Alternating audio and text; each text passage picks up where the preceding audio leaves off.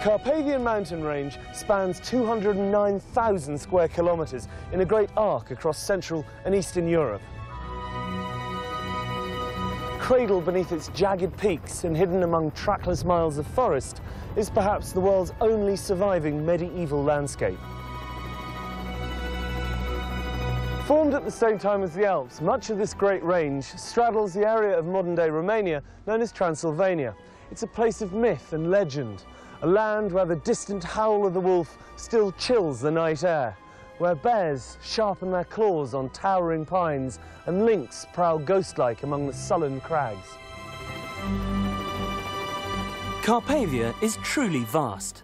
Almost the same size as Britain, it constitutes the largest tract of unfragmented forest left in Central Europe and is home to the world's greatest concentration of brown bears and 45% of Europe's big carnivores. Their presence helps to preserve one of our most abundant ecosystems. I'll be travelling to the very heart of this breathtaking region in an attempt to uncover the history, the culture and the wildlife of what is Europe's last untamed wilderness. My journey will take me through the foothills, where ancient villages survive practically unchanged, despite Romania's stampede towards modernisation. I'll be exploring the forests and mountains beyond, as we go in search of the European brown bear, and find out why this elusive species is so vital to the survival of the environment. On my way, I'll be meeting a dedicated group of individuals whose passion for this area is helping to redefine its importance as one of the great surviving wonders of the natural world. These include a Transylvanian count who is working to conserve some of the most ancient of Carpathia's medieval villages, and His Royal Highness Prince Charles, who can trace his ancestry back to Romania's dark and distant past. The genealogy shows that I'm descended from Vlad the Impaler, you see. So I do have a bit of a stake in the country. As it were. With its deep gorges, cliffs and windswept bluffs, Carpathia is a popular destination for lovers of adventure sports. People come here from all over the world to rock climb, kayak and get back to nature. But for many Romanians whose parents were herded into cities by the communist regime, the mountains offer something far deeper, a chance to reconnect with their rural heritage.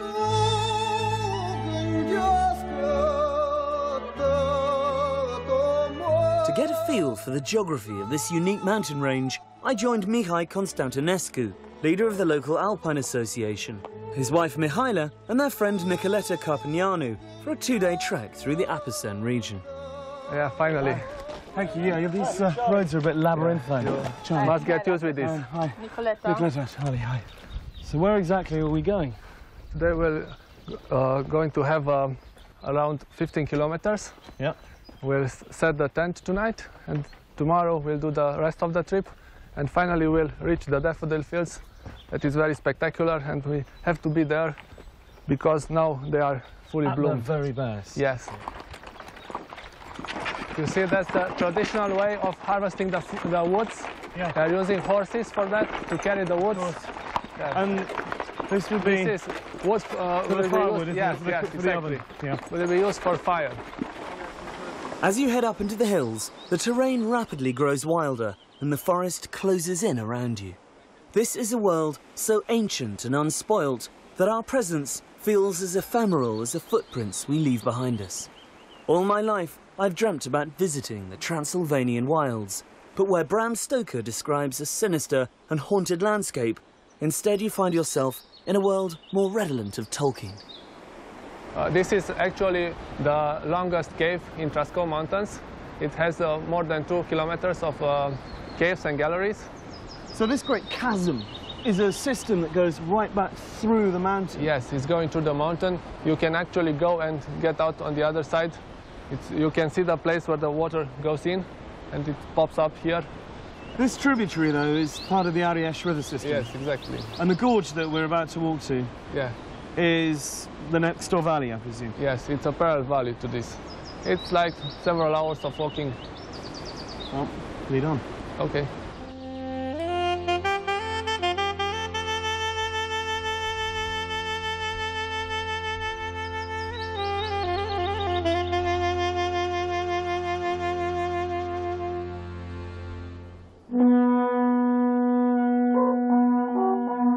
we approached our campsite as dusk was fading to black.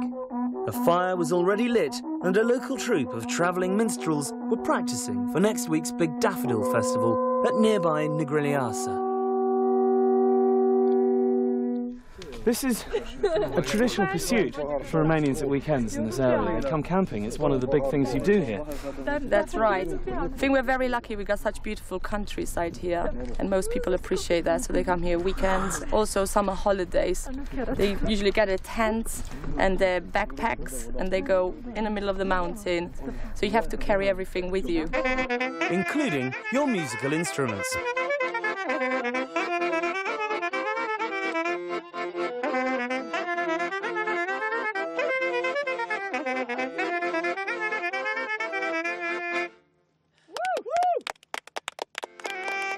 The festivities continued late, a single small island of light and warmth in a vast ocean of night, the only other illumination being a pale, vociferous moon.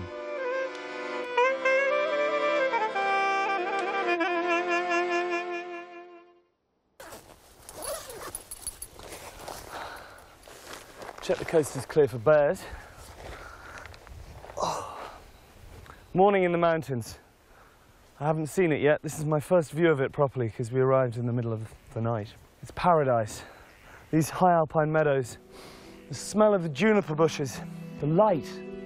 Just can't beat it.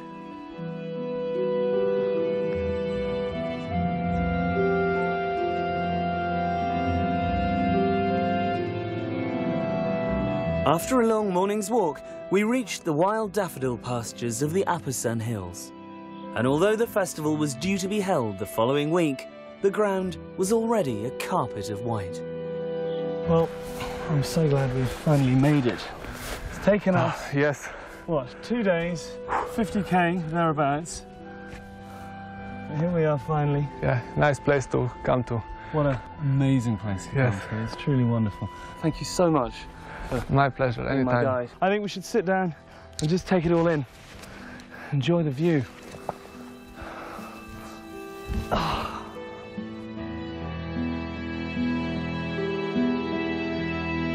These stunning meadows of daffodils are just one of Carpathia's many floral spectacles, as I discovered when I caught up with head of World Wildlife Romania, Erica Stanciu, at a local food and crafts festival in Nucșoara.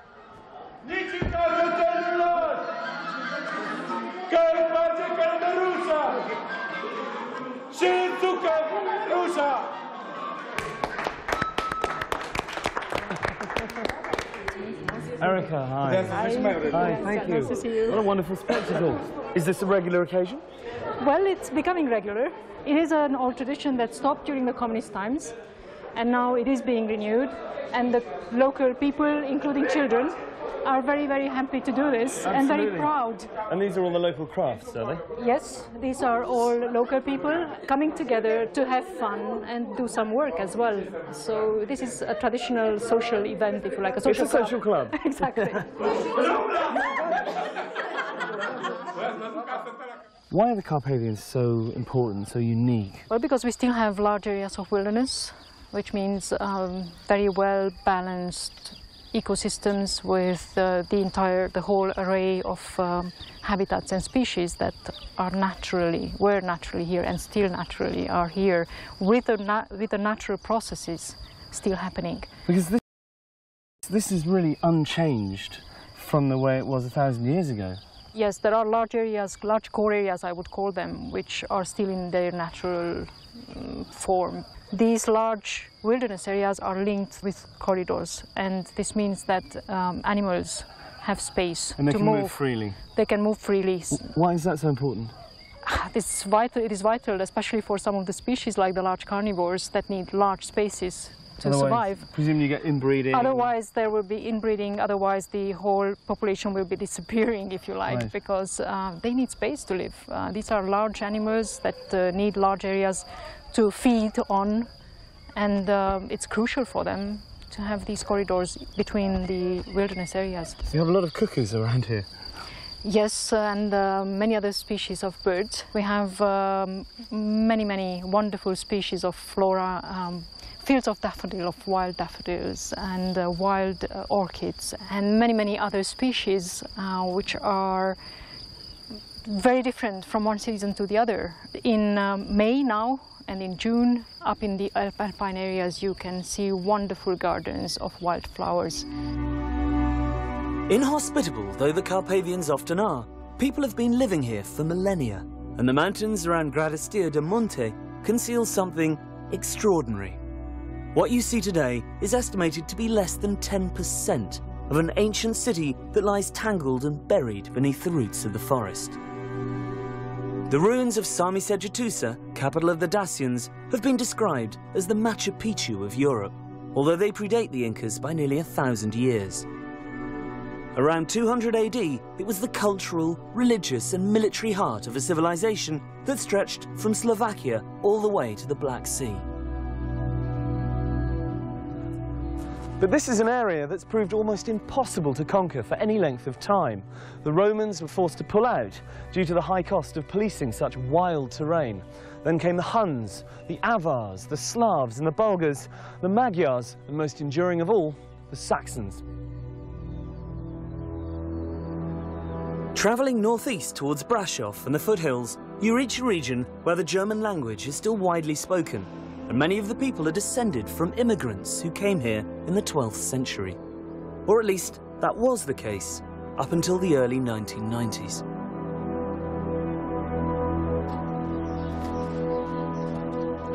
This is an all too common sight these days. Empty houses, derelict village halls, crumbling churches. And while the younger generations spurn the peasant lifestyle for the draw of the big city, a far larger problem faces areas like this one.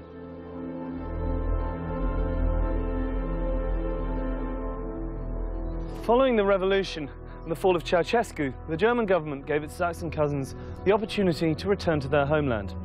Faced with the choice between continued hardship, poverty and political instability, or the chance of a new life in the West, many families literally upped sticks, leaving everything behind them. Fortunately, not all of these depleted settlements have been abandoned. Aside from a growing Romani population who have moved in to take advantage of the free housing, there is still a stalwart Saxon contingent who have stayed on and are attempting to inject new life into what is a vital part of Romania's cultural identity. The village of Viscri is one of the lucky ones, where members of the community have banded together to preserve their architecture and traditions. Many of these houses date to the time of the first settlers, direct forebears of today's inhabitants, like local resident Caroline Fernelend. My ancestors came 1142, invited by King Asa II of Hungary to defend this area against the invasions. So they came with a golden letter, we call it.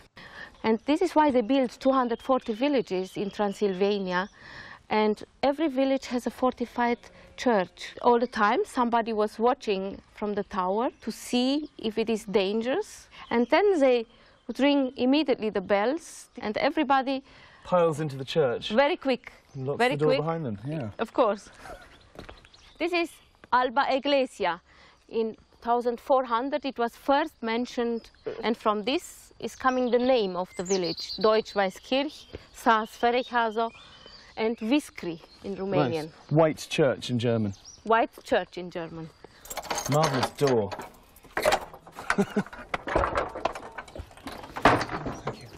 It is a very simple church, and our daughter, she finds some rules from 1640, how the community was organized and what they have been allowed to do and what not. For example, if somebody during the service was snoring and your second neighbor would hear you, you have to pay a fine.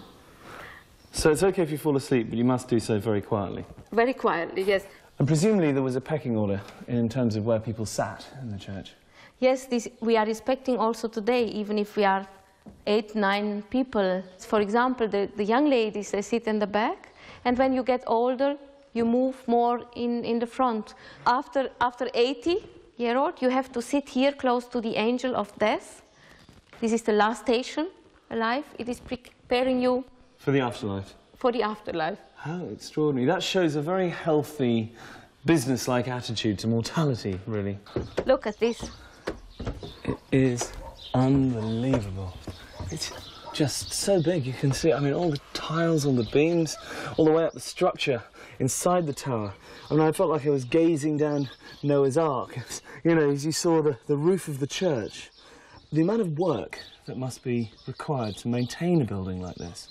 Community has done this when it was needed. This is why they have not built something new here. They only maintained the church and the towers how they have been always. Ceausescu, in '88, he proposed that 8,000 villages like this to be destroyed in Romania, to destroy our identity. This was his goal.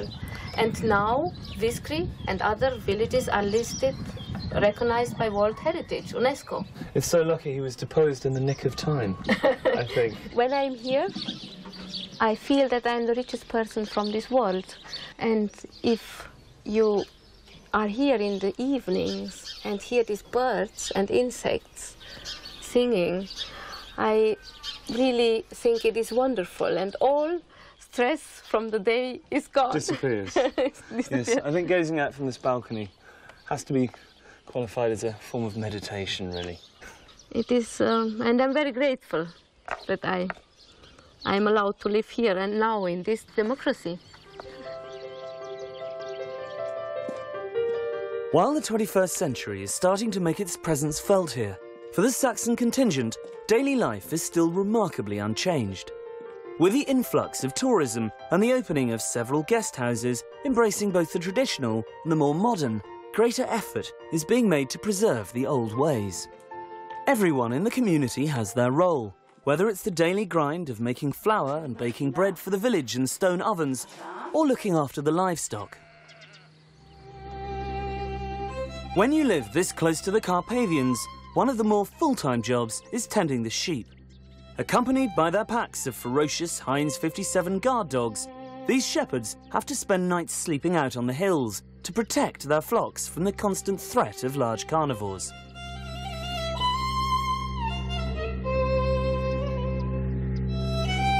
Am avut. Deci acum ce să spun eu asta? Cum atacă lupul? They had problems usually, the wolves are attacking. Lupul te atacă, te pândește.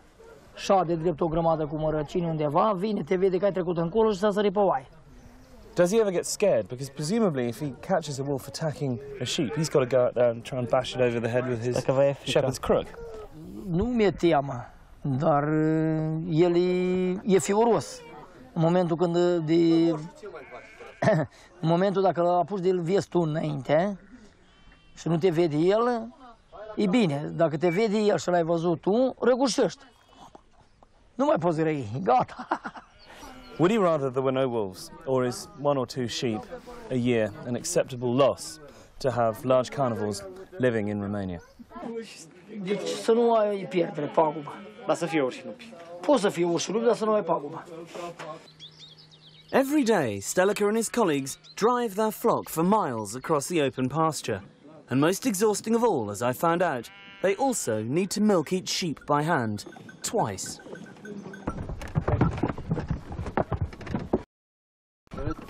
Hello? Yeah? It's official, I'm milking sheep. It's not as easy as it looks. That one's empty, we're done. Let's try this. Very nice, sweet. Alas, this way of doing things could soon be outlawed, as dairies and local cheesemakers are shut down because they can't afford to comply with the bewildering battalion of EU health regulations.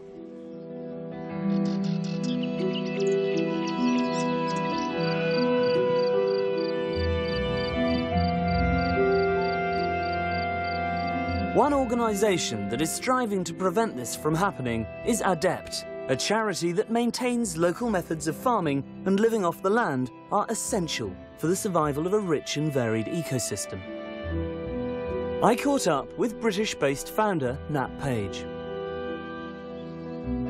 We're now in a typical damp lowland hay meadow, which is probably the most threatened kind of habitat in the whole of Europe today.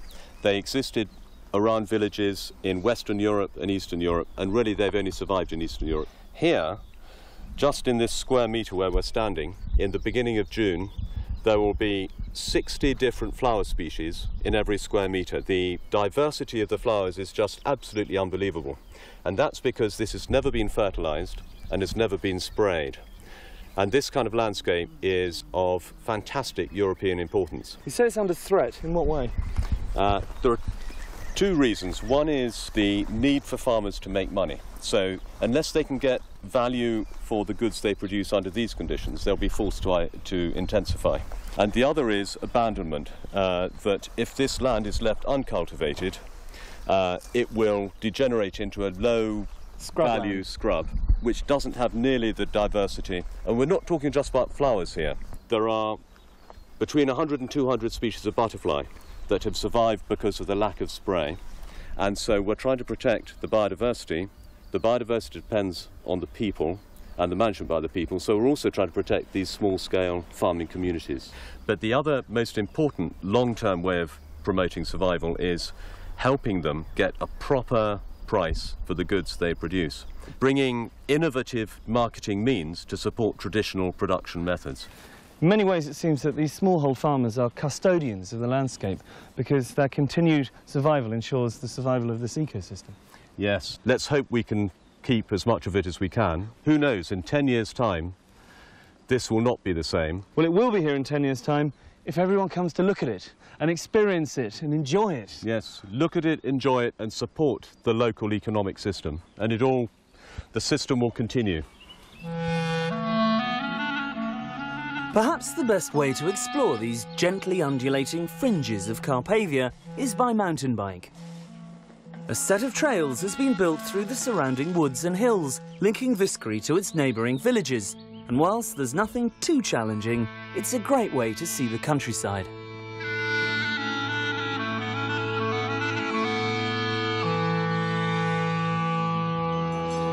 I arrived back to the village at dusk, in time to witness one of the most iconic spectacles of rural Transylvanian life. Early each morning, the cattle, individually owned by members of the village, take themselves out to pasture.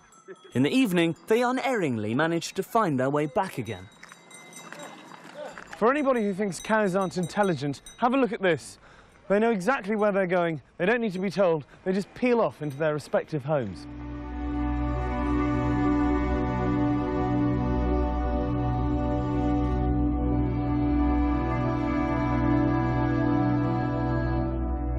As Romania's economy is developing, the environment faces ever greater danger. With much of the country's biggest natural resources either under the ground or sprouting out of it, the impact on this mountain paradise is increasingly costly. This is one of thousands of illegal logging operations that are taking place as I speak in the mountains of forest of this area. Look at this tree, you can count the rings. It's over 100 years old. It's not even selective. Well, it's selective in as much as they take the largest and the oldest trees, cart them off. It's a tragedy. Deforestation is the greatest threat facing this wilderness. As far as the government is concerned and the people who have been restituted land here, Carpathia's main value lies in its prime timber and mineral deposits. For a country struggling to catch up with the rest of Europe, this region is, literally in some cases, a gold mine. Insufficient resources to police such a huge area and a reluctance to do so makes it almost impossible to prevent such wide-scale clear felling. On top of this, the absence of planning laws is giving rise to a spate of new and often ill-conceived developments, like environmentally damaging ski resorts, hastily built to take advantage of the influx of foreign tourists. If operations like this one are allowed to continue due to greed and corruption and the demands of the Western world, then the forests of Carpathia will probably disappear within the next 10 years. But with Romania still such a poor country, it's hard to argue that they shouldn't be allowed to exploit their natural resources to improve quality of life. I've come to the frontier of the forest near Zarand with friend and environmental activist Radu Mot to visit one of the last people whose existence remains untouched by the wheels of progress. What a glorious place to live, but how isolated. We're here to meet a woman called Varvara, who's been living on top of this mountain all her life. Her husband died 24 years ago. She's got no running water, she's got no electricity, and no one around her for miles. It's a tough life. It's a tough life indeed. Bună ziua! Bună ziua! Ce mai faceți? Ia cu ceapa și cu greu. La mulți ani, la mulți ani. How does she survive up here? She has some cows, but nobody will buy the milk anymore. So she gets no income, whatsoever. You have problems with wolves here as well, obviously. Da, frică, nu. The wolves killed a dog last autumn. The wild boars is destroying the crops. And she's got no one else to protect her if they come, you know. Just the dogs. They don't look very fierce, I have to be honest. So she purely subsists off the vegetables she grows and from the milk and the livestock. Exactly. And water, what does she do for water? I can't see any springs around here. De unde vă aduceți apa? De acolo din pădure de jos. There's a spring down in the forest. How does she get it up here? Am mai dus cu vatra, dar nu mai pot, numai cu sticlele duc. She's carrying plastic bottles full of water because she cannot carry the buckets anymore. Well, there are 2 buckets there. Why don't we go and fill them up for her? Cu astea cărați apa? Da. Vă ajutăm noi să le... Ok, let's do it. Okay, back in a minute.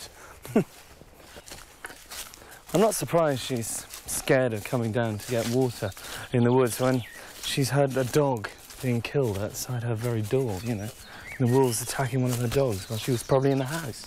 I'm sure she's afraid, but Romania, it's known for this tradition of coexistence between people and large carnivores. And this is a particularly important section of the Carpathians. This corridor connects a separate population of brown bears in Apuseni Mountains in Central Carpathian with the main population from Southern Carpathians. Large carnivores can exist in Europe without acceptance of local people. There is motorway planning to be built further south that will completely block. Well, they're not going to be able to get across, so... Exactly, without effective mitigation solution. It cuts that migratory route straight in half. Exactly, it will be a total barrier for wildlife. Well, here's the spring. I see what she means, it's a long way to come, isn't it? Yes, it is. Especially if you need a glass of water in the middle of the night and you hear the howling of the wolves outside. I presume that this is scooping out the water. Yeah. Right.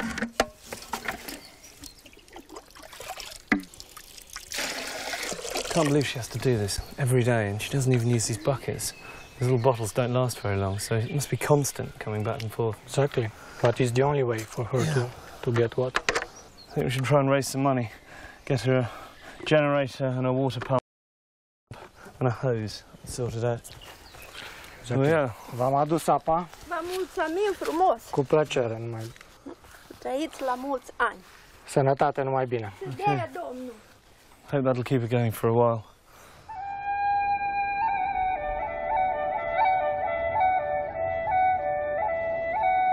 It is remarkable that so much of Romania's natural forests survived communism, a fact that can be partly ascribed to what has ironically become a right-wing pursuit: hunting. One reason the Carpathians are still home to big predators is because Ceausescu forbade hunting by ordinary citizens, according the European brown bear total protection in order to have exclusive access to trophies in the late 1970s. Today, Romania is home to over 5,000, around half of Europe's total bear population. One man working tirelessly to ensure their survival is naturalist Christoph Promberger. I joined him on one of his regular trips to monitor bear numbers in the forests north of Brasov. The wilderness really needs large carnivores because they keep the whole system in balance. They keep the ungulates under a certain threshold, so the forest can regrow, and when the forest can regrow, all the other species, the birds, can live and so on. So the large carnivores are really important to keep everything alive. By ungulates, you mean herbivores? You mean the deer? Red deer, roe deer, to some degree wild boar, the chamois in the higher elevations. For example, you know, if you don't have wolves, then the chamois will go down in the forest, and then in winter, and then they can eat a lot of the young trees. But if the wolves are there, the chamois, they stay stay high up, and then they don't damage the forest. They protect the trees, they protect the forest from being overgrazed. Exactly. The wolves and the bears and the lynx, they're on top of the food chain. So they control everything which is under them. When they control the ungulates, like the deer controls something below them, and so on. The whole chain keeps going. But if the wolves and the bears and the lynx are gone, then everything gets out of balance. I can't believe how many lorries there are. This is such a common sight on these sort of roads. You just see one every 2 or 3 minutes, it seems to me. It's terrible, yes. I mean, they're taking so much more out than they should, or that they could take out. It's absolutely not sustainable. Why is it so important to preserve these forests? I mean, Romania is a poor country and wood is one of its greatest resources. Well, that's true. We don't need the wilderness, but we don't need St. Paul's Cathedral, we don't need football, we don't need any of these things, but still we want to have them. And we are just one out of hundreds and thousands and millions of species, and they all have the same right to exist, and they need this wilderness. So we cannot just come and say we destroy it all. That's just, we can't do that.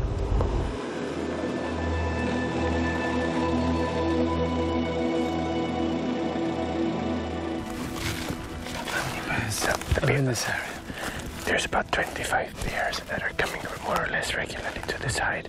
The height is just around there, about 150 meters from here. We gotta be very quiet now.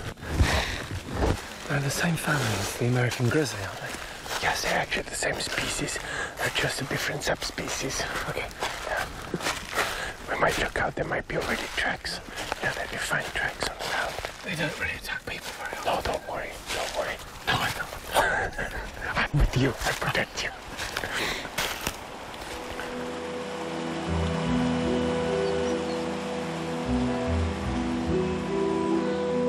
This hide was used by trophy hunters who would lay down food and sit in comfort, waiting for bears to wander into their sights.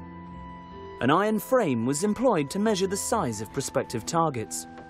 Haunches of meat were hoisted, and bears tall enough to reach them were deemed fair game. Today bears are still fed and monitored, but to propagate their numbers rather than furnish the homes of the party faithful.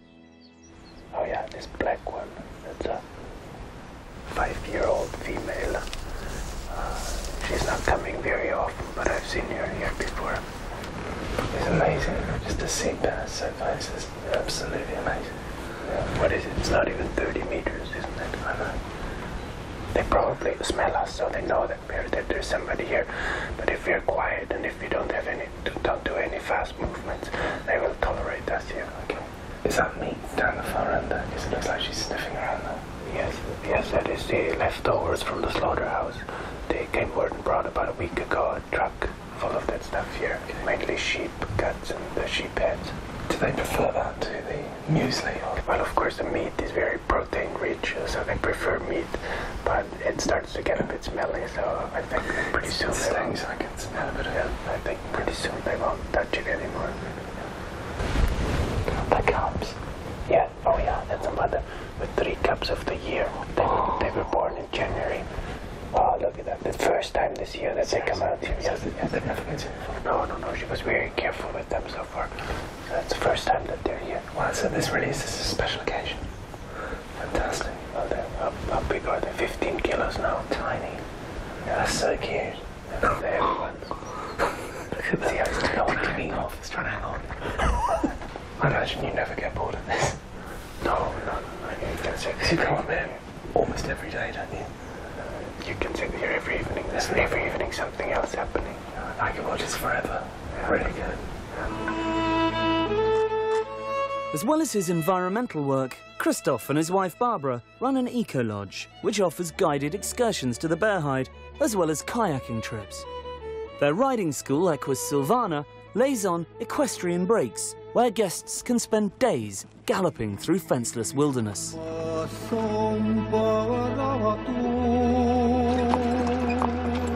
Miklișoara, in the Hungarian-speaking area of Carpathia, is a small village near Barault. I've come here to meet Transylvanian Count Tibor Kalnoki, who is transforming the local community by converting disused homes into traditional guest houses and offering visitors the chance to step back in time. Tibor, hi. Welcome, Charlie. Good to see you. How are you? This is the most impressive hunting lodge. Yes, it's 500 years old, and it's been abandoned for the last 50 or 60 years. and we're now starting slowly, one step after the other, to restore it. There must be a huge amount involved in restoring a place of this size. Yes, first a lot of research to see how it has been before, and then the techniques, the old techniques, have to be used. So it's quite a big job. So you're doing everything in the traditional way? By hand. By hand. How many buildings have you got in the village? In this village there are 6 houses with barns and all the other buildings around it, and then the manor with its domain. So it's if we take the buildings themselves, it's something like a dozen of So you're buildings. creating quite a space for people to come and stay and experience the village life.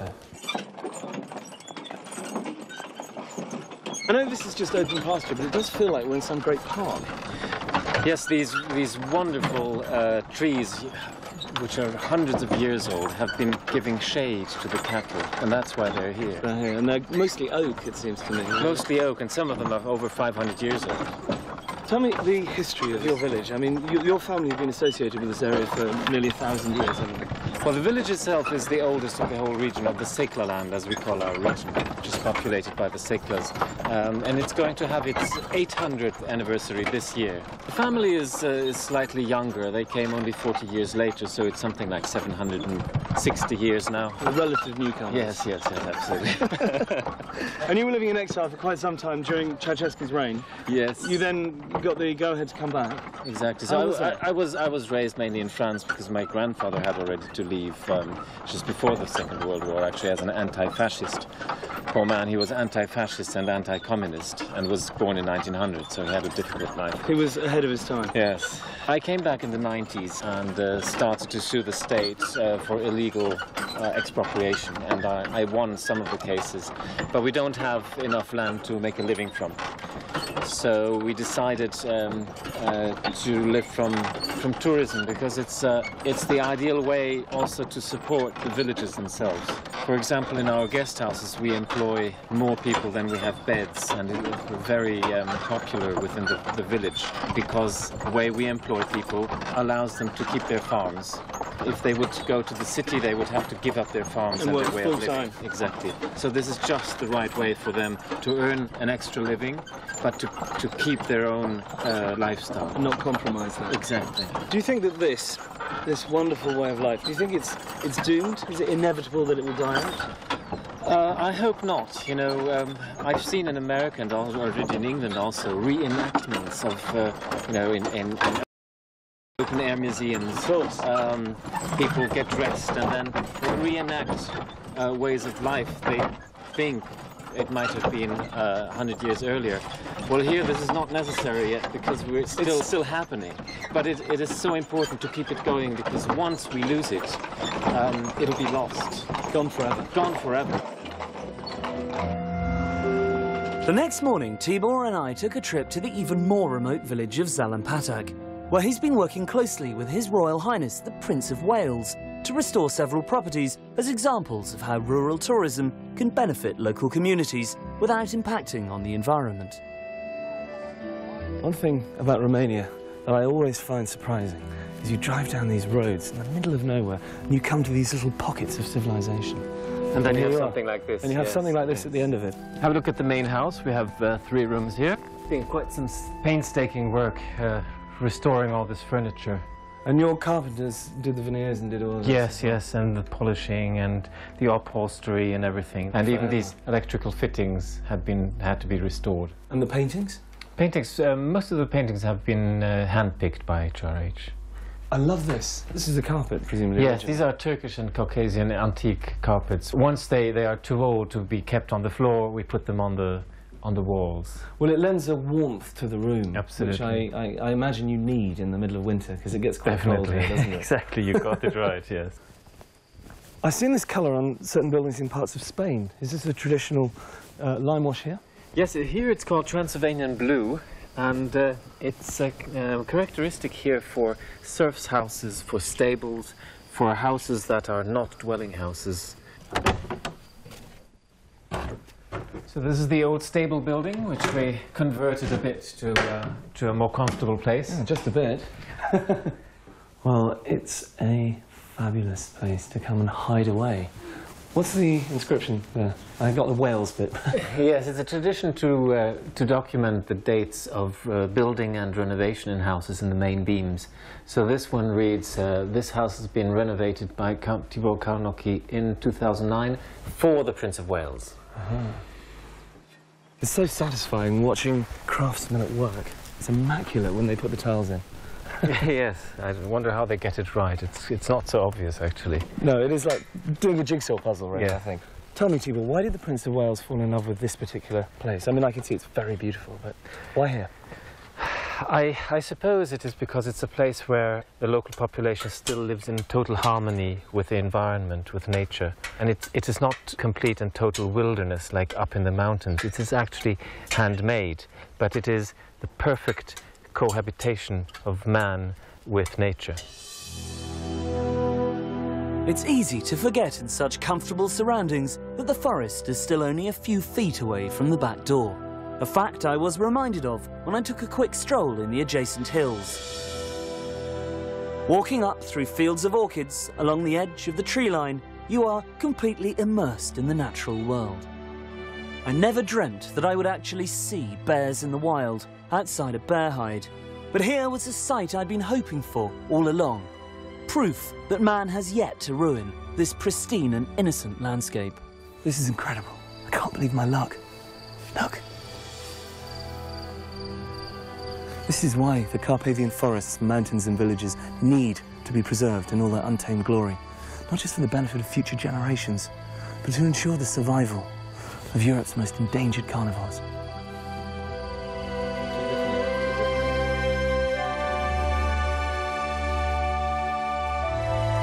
If something isn't done, then this verdant paradise will become as ecologically barren as the Highlands of Scotland. Once covered by magnificent forests of oak, beech and pine, now bare with new saplings grazed into submission by a wildly inflated deer population. But it's here I've come, on the last leg of my journey, to meet one of Carpathia's greatest crusaders, His Royal Highness, the Prince of Wales. The key thing I think about Romania, and Transylvania in particular, is that there's so much we can learn from, it seems to me. It is the last corner of Europe where you see true sustainability and complete resilience and the maintenance of entire ecosystems for the benefit of mankind, and also for nature. And there's so much we must learn from that before it's too late, I think. So presumably this is why it's so important to preserve it for the future. Well, I think so, but people will say, oh, well, she's just trying to preserve things in aspic, or you're trying to prevent progress and so on. But you'd think by now we might have learned a few lessons from the things that have gone wrong with an agri-industrial approach to everything.